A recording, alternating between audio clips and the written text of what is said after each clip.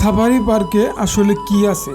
পশু, পানি, প্রকৃতি সব কিছু একসাথে, নাকি আপনার আমার চাহিদা পূরণে ব্যর্থ পার্ক কর্তৃপক্ষ? এই পার্কের A to Z আজকে আমি দেখব এবং ভিডিওর মাধ্যমে আপনাদেরকে দেখাবো। আসসালামু আলাইকুম। দেশ ও দেশের বাইরে থেকে যারা ভিডিওটি দেখছেন সকলকে আন্তরিক শুভেচ্ছা ও অভিনন্দন। আজকে কিন্তু প্রকৃতি ও পশু পাখির এক অনন্য নিদর্শন গাজীপুর সাফারি পার্কে আসছি। এই পার্কটি আমি ঘুরে দেখবো এবং আপনাদেরকে ঘুরে দেখাবো এবং সম্পূর্ণ একটি ভ্রমণ গাইড দিব। তবে এই পার্কের কিন্তু কিছু অসুবিধা আছে, সেগুলো কিন্তু ভিডিওর মাধ্যমে দেখাবো। আমাদের আজকের যাত্রা শুরু করছি গাজীপুর চৌরাস্তা থেকে তাকোয়া পরিবহনে।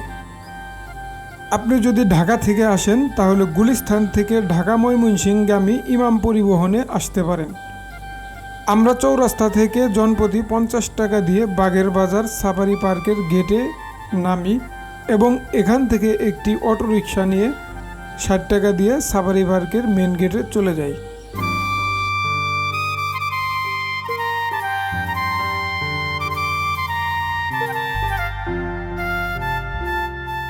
পার্কের প্রবেশ মূল্য 50 টাকা এবং 12 বছরের নিচে যেসব বাচ্চা আছে তাদের জন্য 30 টাকা প্রবেশ ফি নির্ধারণ করা হয়েছে। আমরা প্রবেশ করে কিছুটা সামনে চলে যাই এবং পার্কটা যেহেতু বড়, ঘুরে দেখার জন্য অনেকটা সময়ের প্রয়োজন আছে। আমরা কিছুটা সামনে যেয়ে সাফারি কিংডমে প্রবেশ করি।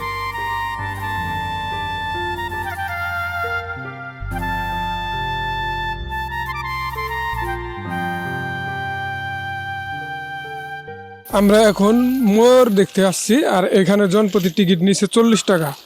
আসলে এই পার্কে প্রবেশ করার জন্য আপনার কয়েকটি সেক্টর আছে, সব জায়গায় আলাদা আলাদা টিকিট ক্রয় করতে হয়। তো আমরা কি ঘুরি দেখি এবং সবকিছু আপনাদেরকে দেখাবো।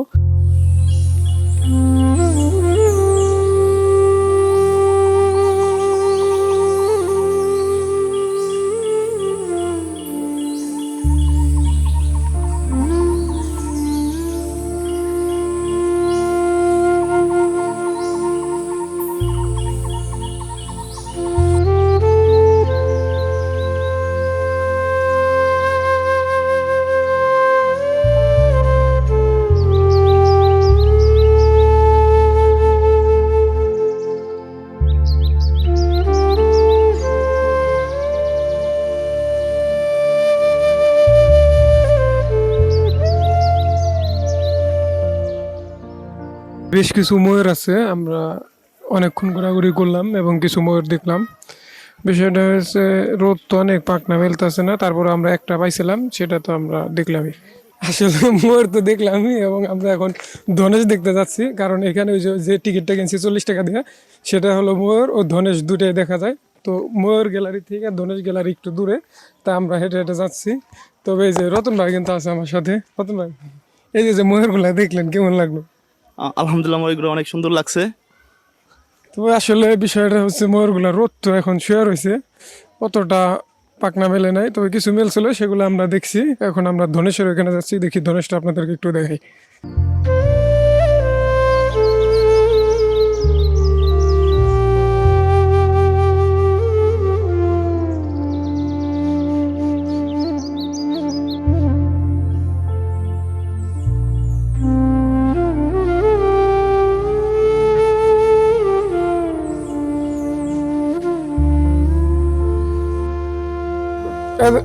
এদের দুটো টিকিট দেন আর একটা পানি নিছি। তো আপনার এখানে সিস্টেম কি ভাই? সব জায়গায় টিকিট ছিঁড়ছেন না? সব জায়গায় এলে আপনার এই যে প্রত্যেকটা সেক্টরে আলাদা আলাদা টিকিট, প্রত্যেকটা সেক্টরে প্রত্যেকটা ইভেন্টের এক একজন মালিক, আলাদা আলাদা মালিক আমাদের, তার জন্য আলাদা আলাদা টিকিট নেয়।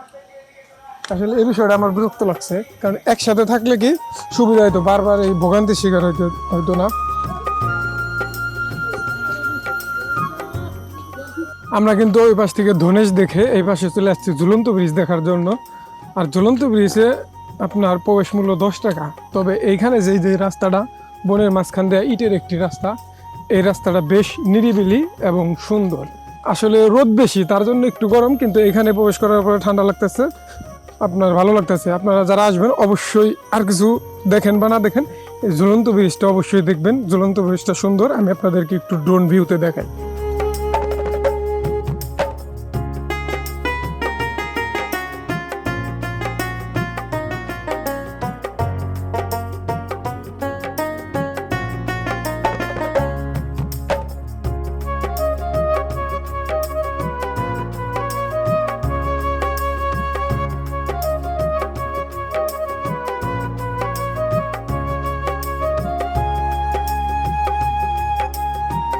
আসলে এখন ঝুলন্ত ব্রিজের মাঝখানে আছি।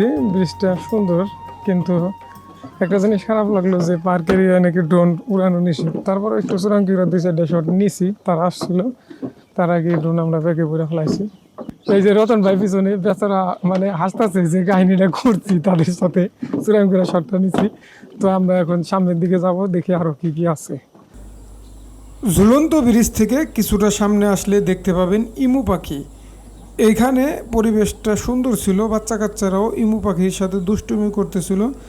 তবে পার্কের কিছু কিছু স্থানে প্রবেশ নিষেধ সাধারণের জন্য। ইমু পাখি দেখা শেষ করে অনেকটা পথ হেঁটে আমরা প্রজাপতি কর্নারে চলে যাই। ভাই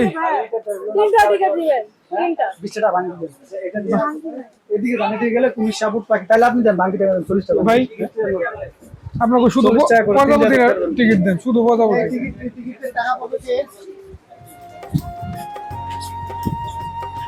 এই টিকিটে কত টাকা দেওয়া যায়? 20 টাকা খুচরা দেন। দুইটা প্রজাপতি দেন।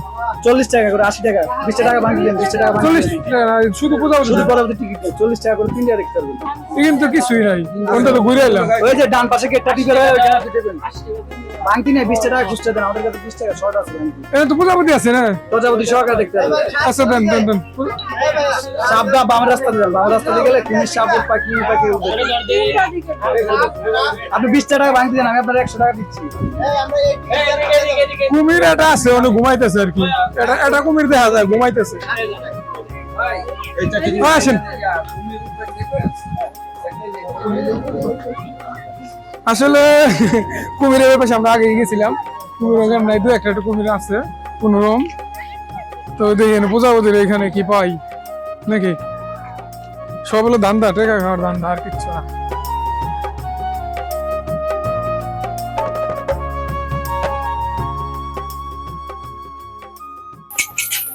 আসলে অনেক মানুষ আজকে। এই যে প্রজাপতি একটা এই যে দুইটা ওইগুলির জন্য টিকিট নিছে না? ঠিক আছে, দিই সামনে একটা ঝর্ণা আছে, দিয়ে ঝর্ণাটা দিয়ে আসেন। আপনি কি পার্কে না? এই একটা ঝর্ণা আছে মোটামুটি, তাও শান্তি। সামনে যাই, মোটামুটি ভাই 2-1টা পাইছি উপর দিয়ে, ওই যে কোথায় আসছেন?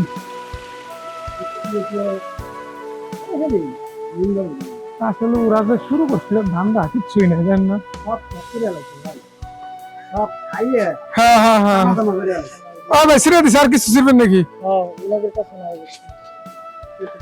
সামনে আরেক জায়গায় আছে মাত্র তো টিকিট ওনারা দিল।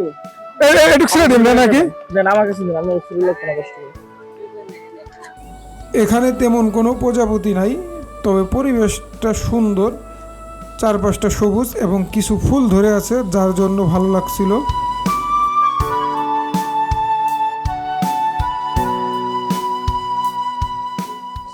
এই যে ফুলের টপ আছে, ফুল আছে, এগুলি সুন্দর। তাছাড়া যে অরিজিনাল যে প্রজাপতি 2-1টা দেখা যায়, মেল নাই। এই আসলে বাজে, খুব বাজে ব্যবস্থা।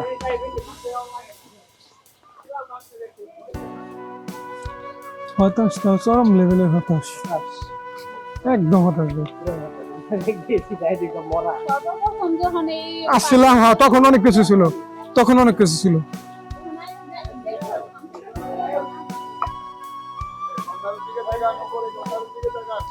হ্যাঁ হ্যাঁ হ্যাঁ, এই যে আছে তো 8-10টা আছে, যাই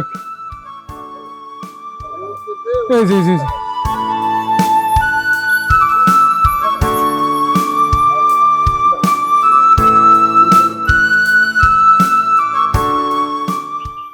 সুন্দর, যাই দিন শেষে যেটা শট পাইছেন এটা এইখান থেকে হয়েছে। আসেন, যাই দেখলাম, ভালো লাগলো।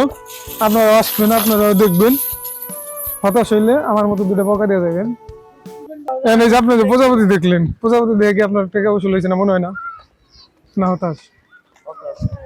আমরা ওই সাইডে যা যা ঘুরছি সব জায়গায় হতাশ ভাই, কিচ্ছুই নাই। এটা হলো প্রথমে, এর আগে 15 সাল না 16 সাল আসছিলাম, তখন মোটামুটি হলো আপনার ছিল, ভালো ছিল।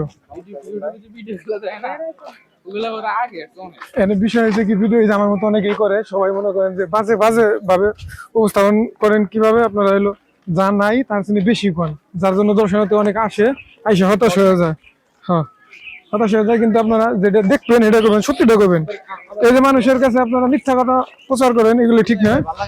এই যে ভালো লাগে না, ওই যে সবাই হতাশ আমার মতো, টাকা উসুল হয় না, ওই যে ভাইয়েরও টাকা উসুল হয় না, আমারও টাকা উসুল হয় না, এই জিনিসটা আপনারা মনে করেন যে সত্যি কথা কইবেন। এখন কিন্তু আমরা চলে আসছি আর একটা সেন্টারে, এই যে দেখাই, আসেন। এটা আসলে মূলত সবকিছু মৃত বাঘের বাচ্চা মরে গেছে।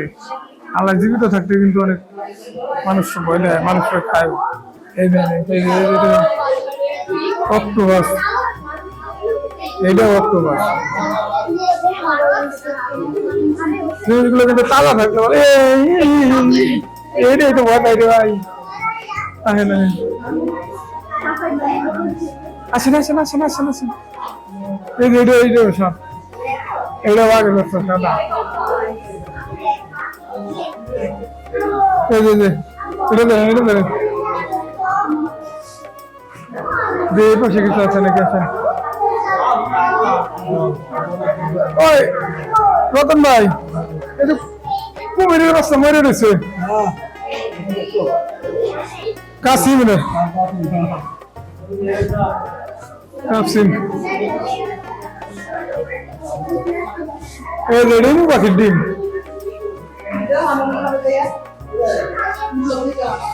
এই যে এটা সাপ, কি সাপ দেন? আচ্ছা আমি সামনে যাই দিই। আসলে অনেক কিছু আছে, সবকিছু মরা। এই যে আর একটি করছো, এইটা হলো ডিম।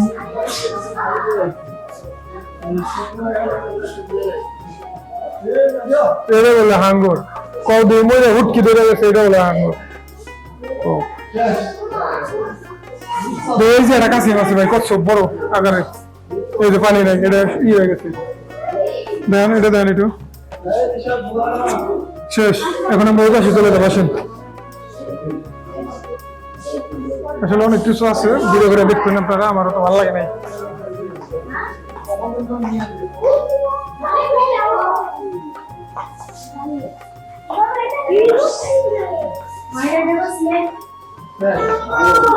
এই পাশে কিছু মানে আছে, আর একটু দিয়ে আসি, দেখি। এবার চলো টিয়া পাখি, সব আড্ডি আড্ডি নে ভাই। এই যে হরিণ আসলাম ভাই, আর এই যেগুলি আড্ডি আড্ডি, কিসের আড্ডি? হাতির হাট, এই যে হাট। এগুলি মানুষ টিয়াতে দেখতে পাচ্ছে। এই পাশটা সুন্দর, এই পাশটা সুন্দর, এটি মরা হইলেও সুন্দর।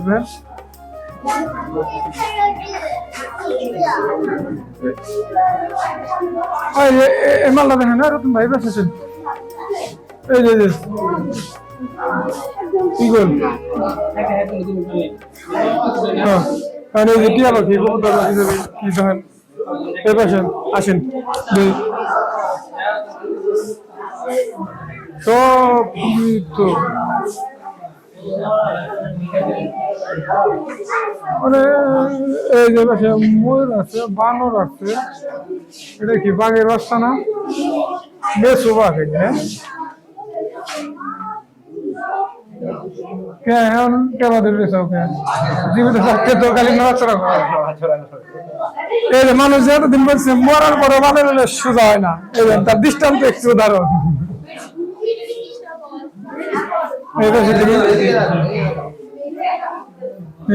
বাঘ, শিয়াল, এটা আর এটা হলো ময়ূর। ওই যে ওখানে পৌঁছে গেছে, তাহলে দিছে মানুষের দেখার জন্য। এই যে এটা কি শকুন, এটা। আর এই যে পাশে কিছু পাখি আছে, এই যে কিছু পাখি। আসেন ওই পাশে চলে যাই আমরা। এই হলো দেখা শেষ।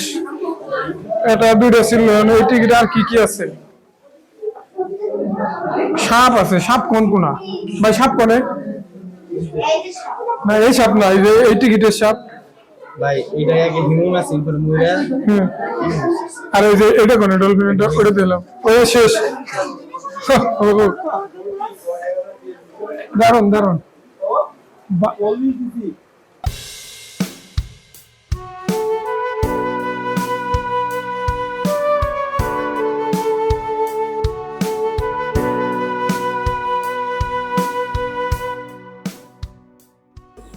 সাফারি পার্কের মূল আকর্ষণ কোর সাফারি।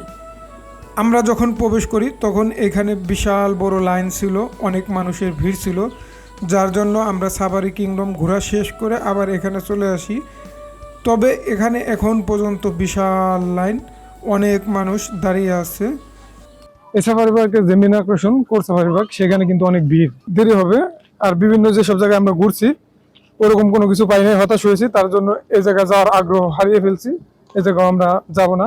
তবে এই পার্কে যে সব জায়গায় আমরা ঘুরছি, কয়টা টিকিট ক্রয় করছি, কত টাকা খরচ হয়েছে, সেটি আমরা একটু বসে আপনাদেরকে দেখাই। যে জিনিসটা আমি আপনাদেরকে বললাম যে হিসেব করে দেখাই যে কত টাকা খরচ হয় মূলত এই পার্কে। আমরা প্রথমে প্রবেশ মূল্য দিয়েছি 50 টাকা। তারপরে আপনার হলো ময়ূর পাখি দেখার জন্য নিয়েছি 40 টাকাতে একটা টিকিট। তারপরে ঝুলন্ত ব্রিজের জন্য নিয়েছি 10 টাকাতে একটা টিকিট, তাহলে এলো 100 টাকা। আবার এলো প্রজাপতির জন্য নিয়েছি 40 টাকাতে টিকিট, এবং 3D মুভির জন্য নিয়েছি হলো আপনার হচ্ছে 100 টাকাতে টিকিট। ওই টিকিটটা তারা রেখে দিছে। তাহলে আপনার হচ্ছে এইখানে এলো 140, ওইখানে এলো 100, তাহলে 240, আর 100 দিছি টিয়া পাখি দেখার জন্য, তাহলে 340 টাকা এলো আপনার টিকিট জনপ্রতি। এবং আপনার হচ্ছে যদি কোর সাফারি পার্কে যান সেটার জন্য আলাদা টিকিট, সেটা আমরা যাই নাই। তো এই যে 300 350 টাকা দিয়ে টিকিট ক্রয় করে আপনি ওরকম কোনো কিছু পাইবেন না, আপনার মনে শান্তিটা পাইবেন না। কিন্তু কিছু কিছু জায়গায় গাছপালা আছে, বসে নিরিবিলি গল্প করতে পারবেন, সেটা প্রবেশ টিকিট যে 50 টাকা দিয়ে পাইবেন। তাই আমি বলবো, যদি আপনাদের পশু পাখি দেখার ইচ্ছা থাকে আপনারা মিরপুর চিড়িয়াখানায় যাবেন, হতাশ হবেন না। এখানে আসলে আপনি হতাশ হবেন। তো ভিডিও এই পর্যন্তই, ভালো থাকবেন, আসসালামু আলাইকুম।